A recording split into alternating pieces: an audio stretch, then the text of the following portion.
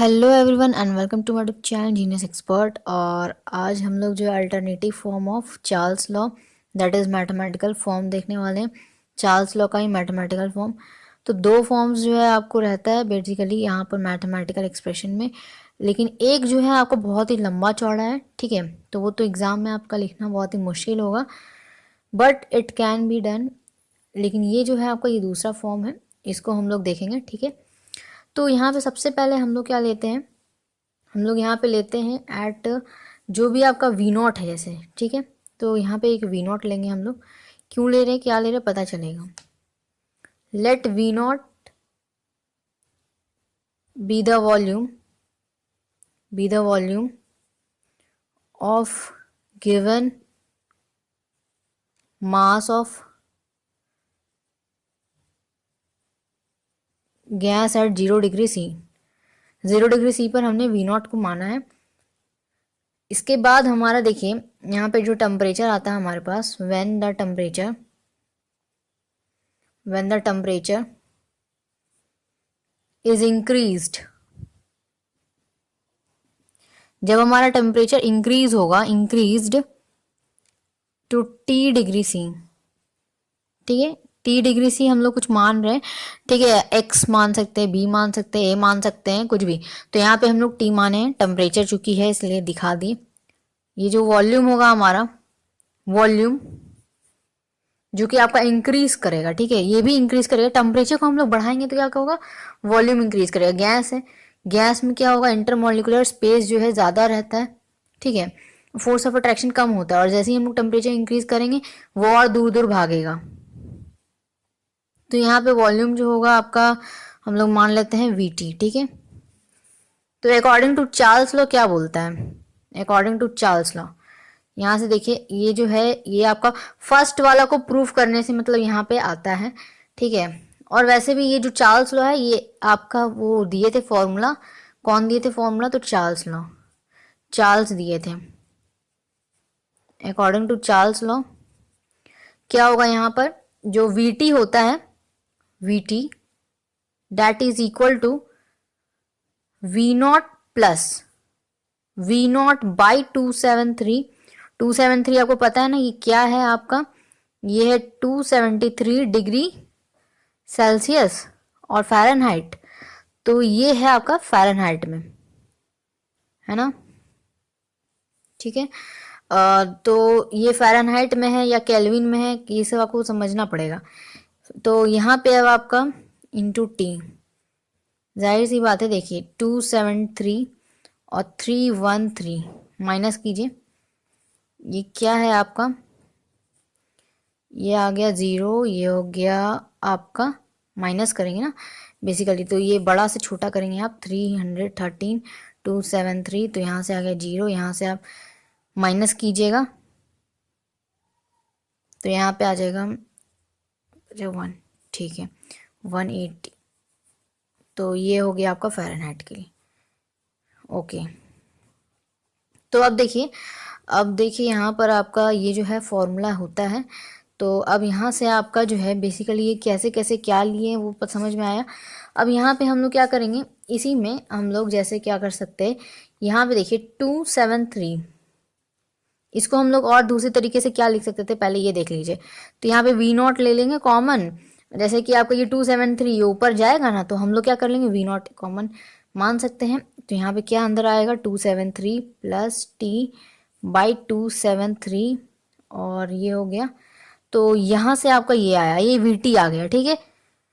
मतलब ये तरीका है, आप ये लिखो या ये लिखो, कोई प्रॉब्लम नहीं है। कुछ लोग ऐसे याद रखते हैं, कुछ लोग ऐसे याद रखते हैं, याद रखने का तरीका है, ठीक है।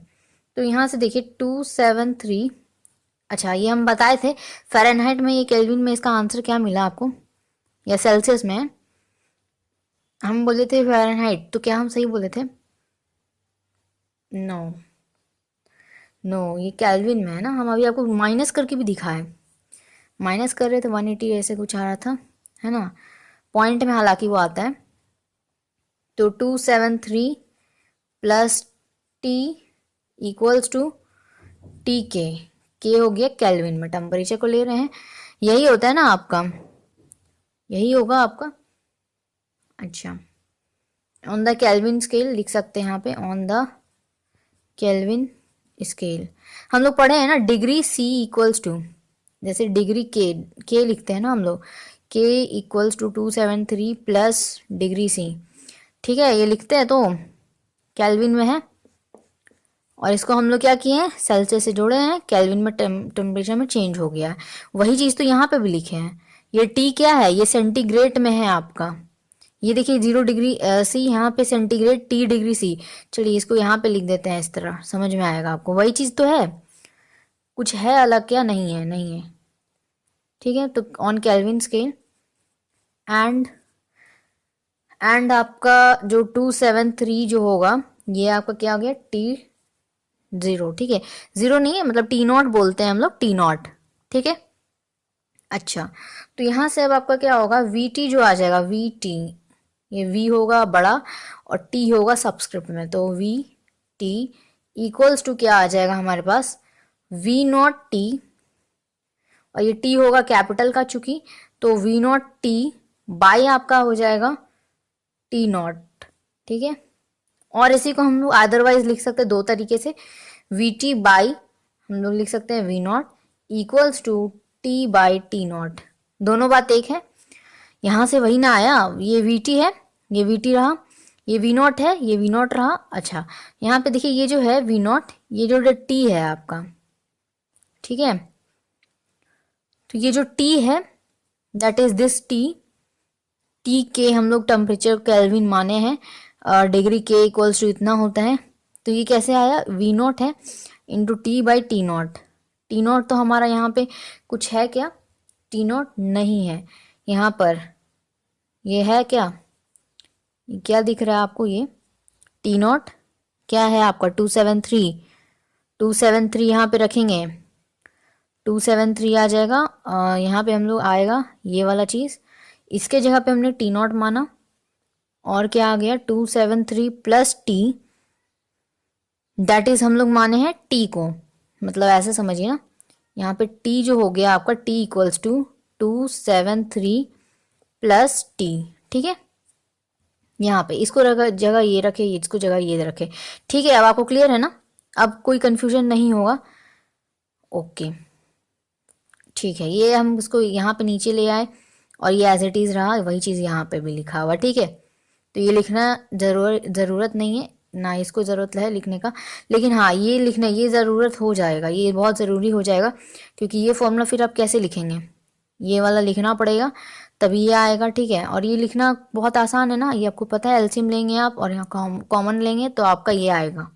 ठीक, ठीक है, तो यहाँ से अब हम लोग क्या लिख सकते हैं, यहाँ से हमें V by t equals to constant आ गया हमारा। ठीक है, V by t is equal to constant, और ये कांस्टेंट किस पे होगा, तो ये हो जाएगा कांस्टेंट एट कांस्टेंट प्रेशर पर। जब प्रेशर होगा कांस्टेंट तब हम लोग इसको मानेंगे, और ये हो गया V is directly proportional to T। ये भी हम लोग कह सकते हैं ना, इसको हम लोग T को ऊपर ले जाएंगे, तो ये प्रोपोर्शनैलिटी का साइन क्या होता है, प्रोपोर्शनैलिटी का साइन ही पहले रहता है। इसी प्रोपोर्शनैलिटी का साइन को हटाने के लिए हम लोग कोई एक कांस्टेंट मानते हैं, जैसे यहाँ पे V is directly proportional to T, तो V इज इक्वल टू हम लोग KT मान लिए। अब इस V बाई टी को हम इक्वल्स टू K दिखा देंगे, और ये K है क्या, कांस्टेंट है। ठीक है, तो यहाँ पे देखिए ये जो V is directly proportional to T, ये सब कुछ हो रहा है क्या, at constant pressure. Pressure constant होगा तभी ये होगा। अच्छा, तो यहाँ से हमें क्या समझ में आया कि ये जब एक होगा तब, जब एक होगा तब।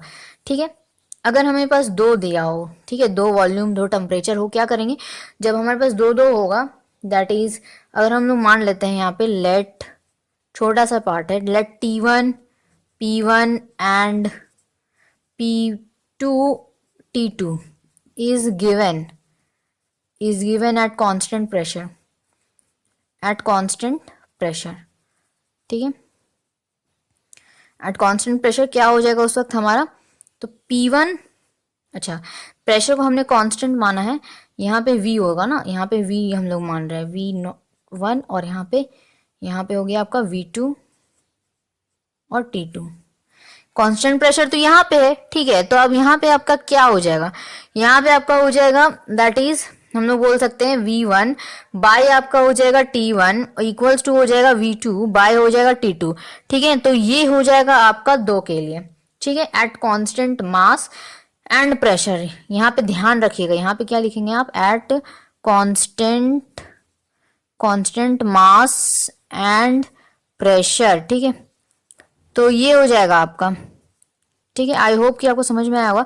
समझ में आया हो तो लाइक करें और सब्सक्राइब करें हमारे चैनल को, सो डैट कि आपको जो है आगे की नेक्स्ट वीडियो जो है मिलती रहे। नोटिफिकेशन के लिए बेल आइकन को प्रेस कर सकते हैं, ठीक है। तो यहाँ पे देखिए जनरली हम लोग क्या किए, सब कुछ बहुत ही क्लियर है। PV is equal to NRT होता है आइडियल गैस इक्वेशन से। तो हमने क्या किया, इस पी को कांस्टेंट माने तो हमारे पास वी और टी रहा। ये एनआर जो है अपने आप में कांस्टेंट होता है, yes, for a 1 mole of gas अगर ले लेंगे तो, ठीक है। तो इसीलिए हम लोग वी बाई टी आता है नीचे। तो यहाँ पे क्या बच गया, ये सब कुछ कांस्टेंट हो गया तो यहाँ पे के ही बच गया ना। सो आई होप कि आपको बहुत ही ज्यादा क्लियर हो गया। सो मिलेंगे नेक्स्ट टॉपिक के साथ, तब तक के लिए take care, thanks for watching.